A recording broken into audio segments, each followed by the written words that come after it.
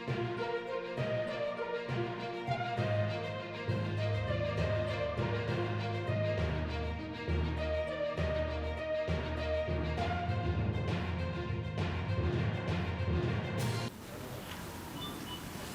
प्रधानमंत्री जी के हाथों बना है और ये देश और प्रदेश की जनता देख भी रही कि जिन परियोजनाओं का शिलान्यास माननीय मोदी जी ने किया उनका उद्घाटन भी उन्हीं के हाथों बना है। उस समय था जब किसी योजना की स्वीकृति होती थी, फाइनेंशियल सैंक्शन होती थी, काम शुरू होता था, उद्घाटन होते 25 वर्ष 30 वर्ष हो जाते थे, कुछ बनती थी कुछ रह जाती थी। लेकिन आज हम सब लोग देख रहे हैं कि जिन परियोजनाओं का शिलान्यास आदरणीय मोदी जी ने किया वो आज मूर्त रूप लेकर इस राष्ट्र और प्रदेश को समर्पित करने देश के यशस्वी प्रधानमंत्री राजस्थान की धरा पर आ रहे हैं। और एक दूसरा एक गंभीर विषय जिसको लेकर हम सब लोग पूरा राजस्थान चिंतित है कि जिस राजस्थान की अपनी एक मान और मर्यादा है उस राजस्थान को कलंकित करने का काम कहीं कहीं सरकार निकम्मी सरकार के कारण हो रहा है। जो सरकार लचर कानून व्यवस्था के कारण 2018 के बाद से हम लोग देखें तो ये शुरुआत कहां से हुई। एक पत्नी पति के सामने पत्नी के साथ दुराचार हो जाए और वो मामला भी तब बाहर आता है जब वीडियो पब्लिक के बीच में आ जाता है। बाकी कहीं के लोकसभा चुनाव के कारण दबाव बनाकर उस मामले को दबाया जाता है। दलित समाज की उस महिला के साथ न्याय देने के बजाय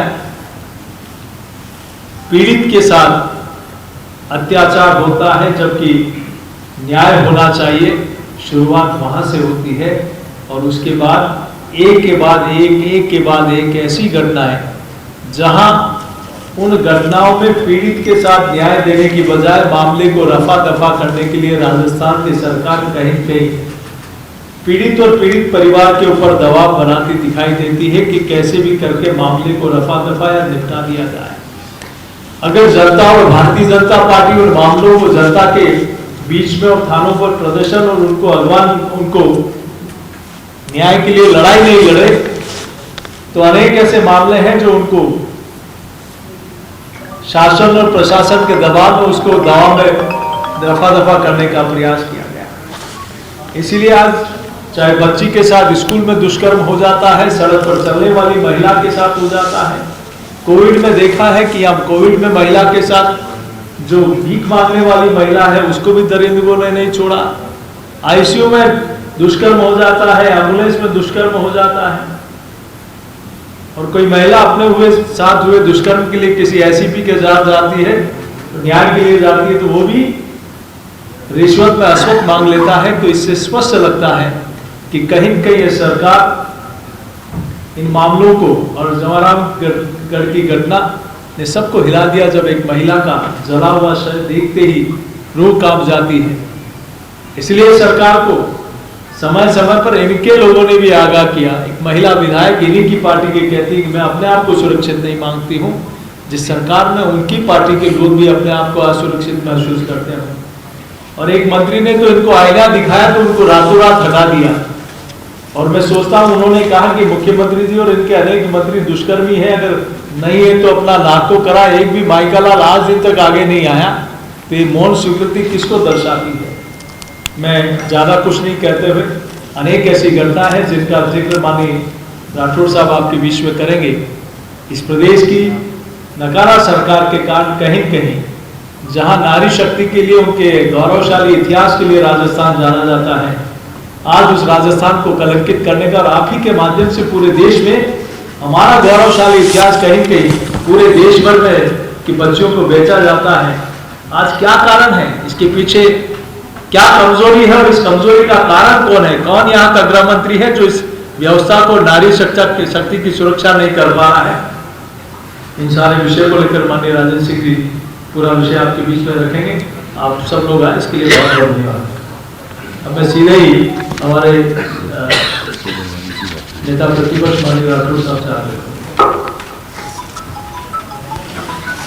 माननीय अध्यक्ष जी ने जो बात कही उसी बात को आगे बढ़ाते हुए ये राजस्थान का दुर्भाग्य है कि राजस्थान में जहां एक और अगर इसी एक सप्ताह की बात मैं करूं तो जयपुर के अंदर जो कल की घटना है जम्मा रामगढ़ की महिला की बुरी तरह लाश का मिलना, छबड़ा में नाबालिग किशोरी की लाश का मिलना और जयपुर के स्कूल जा रहे 13 साल की बच्ची का सरेराह अपहरण हो जाना, पाली में एक 4 साल की बच्ची से दुष्कर्म हो जाना, भरतपुर केथवाड़ा के अंदर सरकारी क्वार्टर में थाना अधिकारी के सरकारी क्वार्टर में महिला से दुष्कर्म हो जाना और अभी 4 दिन पहले सीकर के रामगढ़ की वो घटना, बच्ची से बलात्कार और बलात्कार के बाद उसकी लाश को कुएं में फेंक देना, लोगों का आंदोलन करना और फिर भी न्याय नहीं मिलना, ये घटनाएं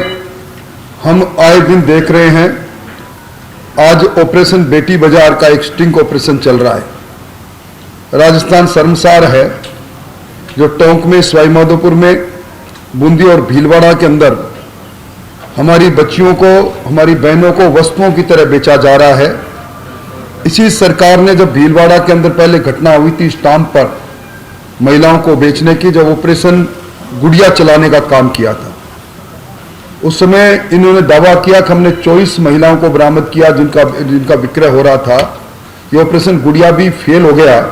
ये सरकार पूरी तरह कानून व्यवस्था के साथ साथ महिला दुष्कर्म के अंदर दोषी इसलिए है कि ये पहली सरकार है जिस सरकार में मुख्यमंत्री जी ने पूर्णकालिक गृह मंत्री अपने पूरे कार्यकाल के दरमियान किसी को दायित्व नहीं दिया, खुद ही गृह मंत्रालय को संभाले रहे। और ये भयक्रांत मुख्यमंत्री जी का आज मैं बयान पढ़ रहा था।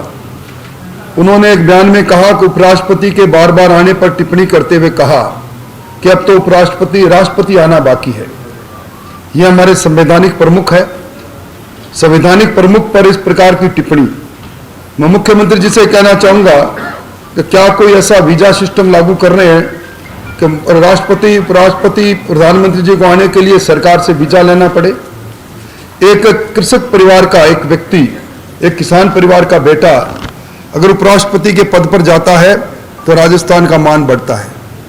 पर शायद उनको ऐतराज है उनके आने पर, उनकी विजिट पर। तो अभी मैं देख रहा था इन दिनों के अंदर, इन महीनों के अंदर वो कहां आए। वो मालपुरा जोबनेर के अंदर उस कृषक परिवार को जिसने 1100 बीघा जमीन कृषि अनुसंधान के लिए अपनी दी, उस परिवार को सम्मान देने आए तो शायद मुख्यमंत्री जी को ऐतराज हो सकता है।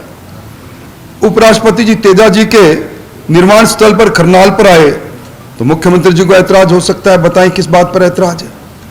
वो नाथूराम जी मिर्दा किसान केसरी रहे, 100 साल पूरे होने पर उनकी मूर्ति का अनावरण करने आए तो मुख्यमंत्री जी ऐतराज करते हैं।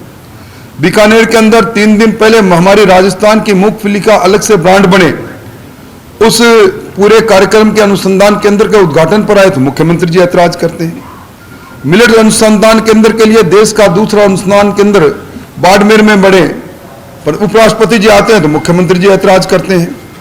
MNIT में उपराष्ट्रपति आते हैं तो मुख्यमंत्री जी ऐतराज करते हैं। कोटा के अंदर छात्र आत्महत्या करते हैं, उपराष्ट्रपति जी छात्रों से साक्षात्कार करने आते हैं तो मुख्यमंत्री ऐतराज करते हैं। धन्ना भगत के जन्म स्थल पर आते हैं तो उनको ऐतराज की बात है। कैंसर हॉस्पिटल में आते हैं तो उनके ऐतराज की बात है। और फिर ये कहते हैं कि वो मेरे मित्र हैं। तो वो फिल्म का गाना दुश्मन ना करे, दोस्त ने ऐसा काम किया, उम्र भर का गम हमें इनाम दिया है, मुझे तो उसके याद आती। मैं समझता हूं कि अपना बयान उनको वापस लेना चाहिए। बयान वापस लेना कोई बड़ी बात उनके लिए इसलिए नहीं है कि उन्होंने हमारे इस जुडिशियरी पर, उन्होंने न्यायपालिका पर एक टिप्पणी, गंभीर टिप्पणी करके अपना बयान वापस लिया था। अपनी हार से भयक्रांत मुख्यमंत्री जी को जब कभी भी कोई हमारे संवैधानिक प्रमुख आए, हमारे प्रधानमंत्री जी आए, हमारे यहाँ के केंद्रीय मंत्री आए, उनको ऐतराज रहता है। मैं समझता हूं कि अगर वो इस बात का जवाब दे देते कि उन्होंने जिनको प्रभारी बना रखा है, रंधावा साहब को प्रभारी बना रखा है, वो सरकारी कार्यक्रम में कोटा के अंदर उद्घाटन में किस हैसियत से लेकर जाते हैं उनको? महंगाई राहत कैंपों का उद्घाटन किस प्रकार कराते हैं। खुद गैर संसदीय काम करना ये उनकी फितरत में रहा है। अभी कोड ऑफ कंडक्ट आएगा, चुनाव आयोग राजस्थान में आया हुआ है, हम भी जाकर अपनी बात कहेंगे। कोड ऑफ कंडक्ट लगने के बाद भी राष्ट्रपति उपराष्ट्रपति कोड ऑफ कंडक्ट से बाहर रहते हैं, इनकी विजिट सरकारी विजिट हो सकती है। तो मुख्यमंत्री जी को तुरंत अपने बयान को वापस लेना चाहिए। बयान वापस नहीं लेंगे तो हम व्यक्तिगत तौर पर भी इस बयान को वापस लेने के लिए सारी वैधानिक भी कार्रवाई करेंगे और जनता के बीच में इस बात को लेकर जाएंगे। अभी जिस सरकार की कानून व्यवस्था पर प्रदेश अध्यक्ष जी ने गंभीर टिप्पणियां की हैं, रोज प्रति सप्ताह एक निर्भया कांड आकार राजस्थान में ले रहा है। अब राजस्थान में जो कांग्रेस जिसको अपना कल्चर कहती है, ना कांग्रेस के पास अपना कल्चर बचा है ना वर्कर बचा है।